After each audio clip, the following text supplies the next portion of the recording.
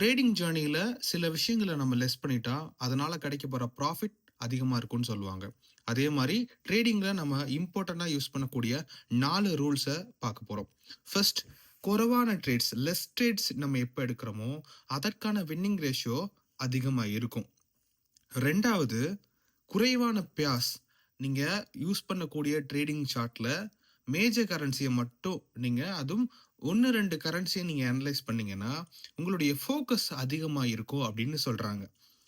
Less risk, மோர் confidence அப்படின்னு சொல்றாங்க.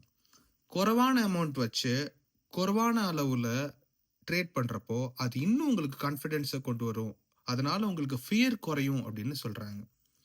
இண்டிகேட்டர்ஸ குறைச்சிட்டு, அதுக்கேத்த மாரி பிரைஸ் செக்ஷன், ஐசிடி, எஸ்எம்சி பக்கம் போறப்போ, உங்களுக்கு சார்ட் பத்தின மோர் கிளாரிட்டி கிடைக்கும் அப்படின்னு சொல்றாங்க.